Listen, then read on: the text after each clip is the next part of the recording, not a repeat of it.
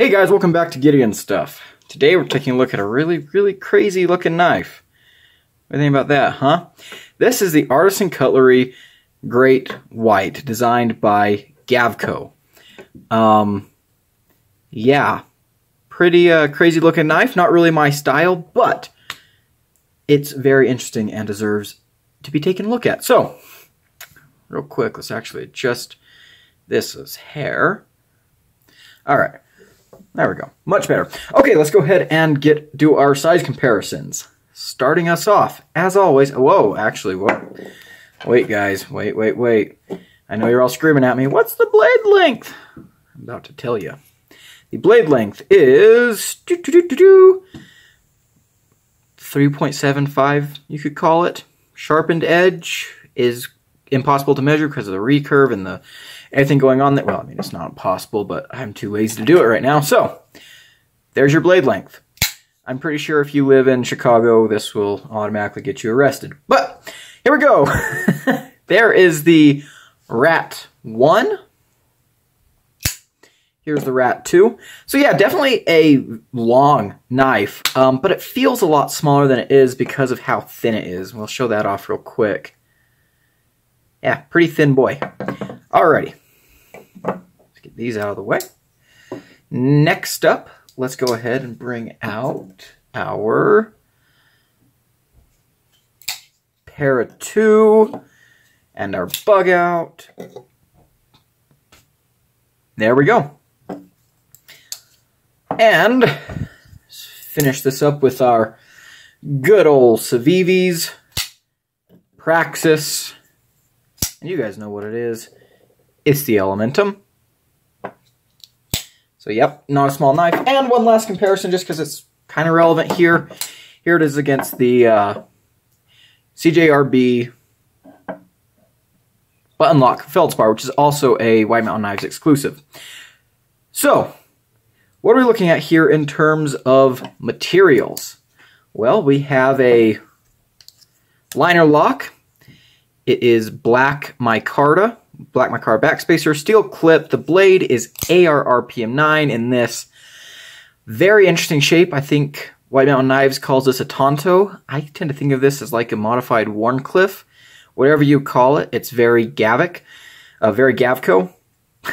And, yeah, pretty interesting. I'm not sure what this pivot color is. I think it's probably steel or aluminum. But, anyways, let's go and do some cutting. Alright guys, let's talk about... Whoa, my head is out of frame. Don't you guys just want to see my beautiful face? I know. Alright, so we're going to be talking about the Artisan Cutlery Great White, designed by... oh my gosh. Not Gavin.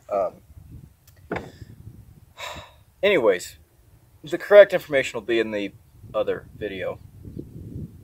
So, this knife, pretty cool. Very unique. It definitely has its own type of vibe, doesn't it? Yeah. Let's go ahead and get right into this. First of all, let's talk about the action. This knife is very smooth on the close. It just glides shut. Really nice. It is blade hole deployment only. You can reverse flick it and thumb flick it. The thumb flick is honestly a little more satisfying because the detent is pretty light and it's kind of weird. Like the reverse flick you can get, it feels a little mushy though, not as satisfying as other knives, but you can absolutely get it. The thumb flick, however, is really nice because of the way the hole is shaped, how it gets wider up here. You can put your thumb up in there and push forward, and it springs the knife out really well. So, I like that a whole lot. There is a little bit of detent lash, so I'm not a big fan of that, but other than that, the action, I would say, is acceptable. It's not my favorite, like, fidget knife, not my favorite reverse flicker or thumb flicker, but it does work, and the close is very nice. So, that's good. Let's go ahead and talk about the ergonomics. they look like they should be really, really funky, but they're actually not that bad. The knife is very thin in both height and width, but, you know, you can get a good grip on it. You have a choil up here that you can choke up into, and your thumb falls really nicely into this little harpoon swedge there. So the ergonomics are actually better than I was expecting them to be. So I find that to be really, really cool. It's kind of hard sometimes to get a knife that looks wild to also feel good in your hand, especially if the wildness is coming from, you know, all these waves and points and humps in the handle. So good job on there. Okay, how does it carry? We have a single side tip up carry pocket clip. It's kind of the CGRB style clip. I like these clips. You can see that they have flush screws and the clip is recessed. Goes in the pocket effortlessly, comes out really well. No problems at all. So, really good. It's a very lightweight knife, very slim as we already said, so it's going to carry just fine. Alright, let's go ahead and get into some cutting. The blade, most places call this a Tonto, and yeah, I guess that makes sense. I would call this like a modified Wharncliffe. It kind of reminds me of the Hogue Deca Wharncliffe, just a little bit. But yeah, really, really cool there. A very unique look, to be sure. I measured it behind the edge. I got about 21 thousandths here and about 19 or 20 thousandths up here. So kind of average grind. It is flat grinds, but for what it is, I think that's pretty cool. All right, let's go ahead and do some cutting. First of all, let's grab our little cardboard box. The blade steel on this is AR RPM 9, Artisan's proprietary steel, which is a steel that I really, really love. As you saw there, the utility cuts with this blade are very, very nice and easy.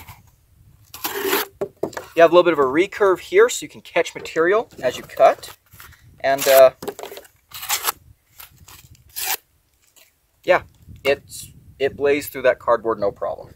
All right, let's go ahead and get our rope up here.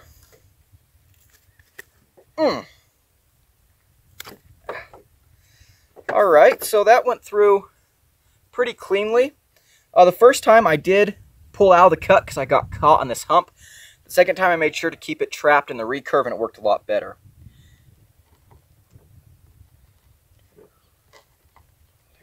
Okay, on the pushing crunch cuts, not very good, but I'm not surprised.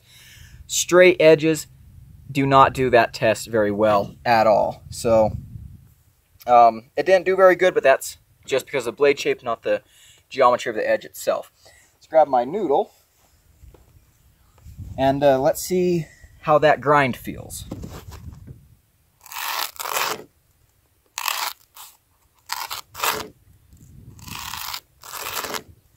Alrighty, wow. The grind is actually done very cleanly. Look at how thin we're able to get that pool noodle. It didn't bind, it didn't snag or anything. Really well done. Alright, let's get back to the table.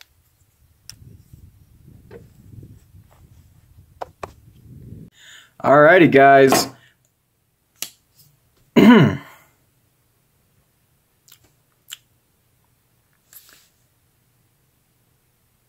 Shit. Cut. And again. Alrighty, guys.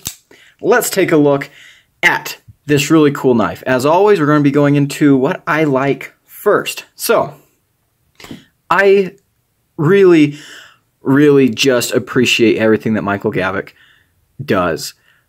This is going to be kind of a theme throughout this review, but this is not really my style of knife at all. If you guys know me at all, which a lot of you probably do, this is not what I typically carry, use, or really like for aesthetics. However, this knife here, I don't know what it is, but I really like it. And I like Michael, I like Gavko designs a lot. I think they all look very different. And I mean, something I've complained about before is that I feel like a lot of things in the knife world are starting to be very similar. Look at Wee's lineup. They have the Speedster and the Beacon and the, I mean, even in Civivi, the Conspirator, all these things, they all look almost identical. Almost identical. And I'm just getting tired of that. And so I really appreciate knives that just break the mold a little bit. And I also have a lot of respect and appreciation for designers who, without knowing anything about a knife, you know who designed it. If you see its silhouette from across the room, you know who designed it. To me, that's the mark of a true great designer, is that his work is immediately recognizable.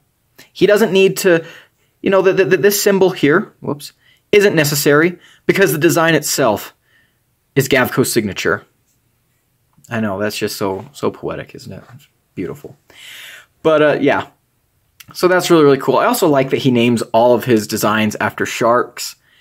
That just, as a nerd, that really tickles my fancy, and I really appreciate that.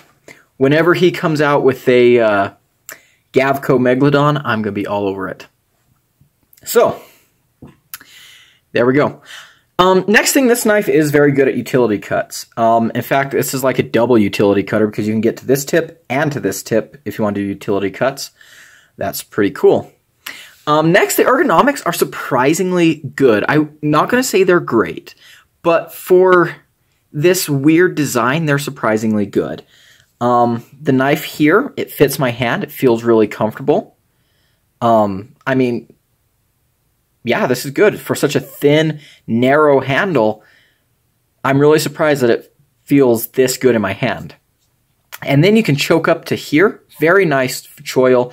And this little poon spoon, as Lefty EDC would call it, get your thumb right in there. And it feels really, really good. So I like that a whole lot. Next thing, I like this pocket clip. I've said before, I'm a fan of this CGRB style pocket clip.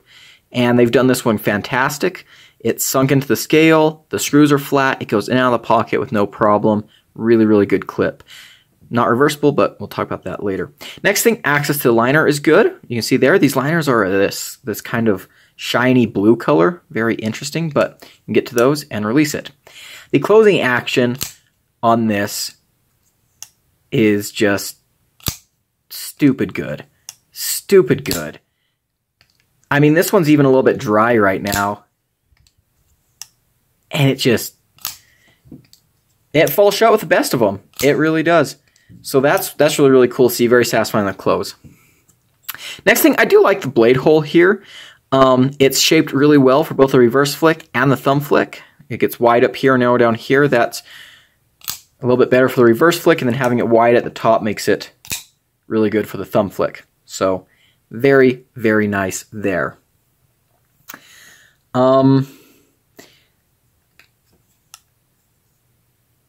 It was perfectly centered out of the box and everything, so that's nice. I love this pop of blue, and I like all of the different variants of this knife that exist. That the White Mountain knife is exclusives. I was gonna get the white G10 with a satin blade because it's a great white. Come on, but this one with the pop of blue just stole my heart. You guys know how I am with blue. And rounding out the good, I mean, all the variants of this kind of is the good. The fact that you can get this design at an affordable price through White Mountain Knives and their exclusives, I think that's a great thing. When the Artisan Cutlery Great White first came out, the one in S35 yen and titanium, I was like, yes, I absolutely want that. That speaks to me. For some reason, I don't know why, I love the looks of that. But it was out of my price range, especially for a knife that I knew I wasn't really going to carry all that much. You know, I knew that it would not be a user knife. It was something that I just wanted because it was cool, but the expensive one was too much for me. So now I can get that design that I think is really cool, but very, not very practical. And, it doesn't hurt as bad. So that's really, really cool. Alrighty, I kind of mentioned this already, but to round out the good, I think the materials on this are all really nice. My card is very good. The AR RPM 9 is one of my favorite steels. So, yeah, pretty good there. Okay, let's go ahead and get into what I don't really like. And we'll just start off with, yeah, this blade's going to be kind of a monster to try and maintain. In fact, it looks like I'm already dulling on that little tip a little bit. That's probably what I used most on this knife, was this little tip here. Yeah, for an EDC knife, this is not the type of blade you want in your EDC knife. It's just going to give you, more trouble than you want when you're trying to maintain it. So, you know, it looks really cool, but yeah. And then that kind of just, this entire knife, for me at least, just doesn't really make sense as an EDC. I mean, it can do utility cuts. That recurve is helpful in certain slices. But overall, it's just, just not really my jam. Maybe it's your jam. Next thing. So closing action is fantastic. The opening action to me feels, I mean, it's good. Don't get me wrong. You can reverse flick it. You can thumb flick it. It works really well, but I do wish the detent was a little stronger. This detent is a little bit light. Yeah, I don't usually complain a whole lot about that. If the deployment works, it works. But with this one, it does feel a little bit mushy, not super satisfying. And as you can see here, the detent is not the strongest thing. I mean, you can hear it engaging, but it pops out pretty easy. Speaking of the detent, there is detent lash. You can see there, as I'm just jiggling the blade, basically it's jiggling in there. I'm not a big fan of detent lash. It's a shame. I do wish the pocket clip was reversible. Mention that. And my kind of biggest complaint with this knife is that it feels kind of flimsy. Overall. I mean, you can look here. Focus. Squish, squish, squish, squish, squish, squish, squish. And squish the handles a little bit. Wow, that was really dumb. Anyways, and squish the handles a little bit together. The thinness leads to it feeling kind of cheap. The lock bar has a little bit of lock stick. It has been getting better. Like, since I unboxed it, it's gotten a lot better. Now it's just kind of lock scrape. But I can feel a little bit of flex in like the whole knife. It's not like blade play, lock rock or anything. It's just the knife is flexing. And I don't know, just the disengagement just doesn't feel all that great. Coupled with that kind of weak, mushy detent. It's something I really can't explain. The knife just feels a little bit flimsy, a little bit cheap. And yeah, I don't like to say that, but you know, because this is, it does feel a little bit cheap though, and that's what I'm gonna say. And to be honest, that's really all the bad I have.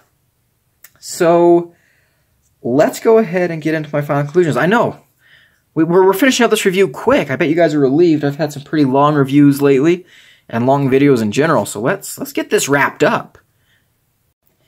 So what do I think about this knife? I like it. I like it. But can I recommend it? No. No, absolutely not. No, I'm not going to recommend this knife.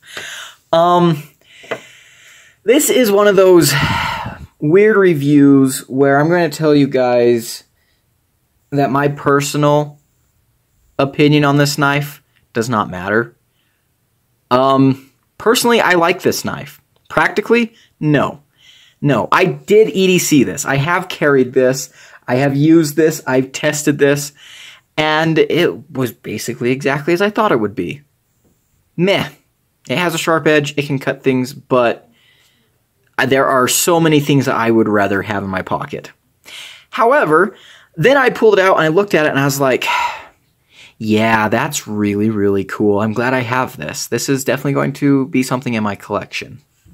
I will say, you know, it does feel a little bit cheap. I've heard people having issues with lockup and stuff on this.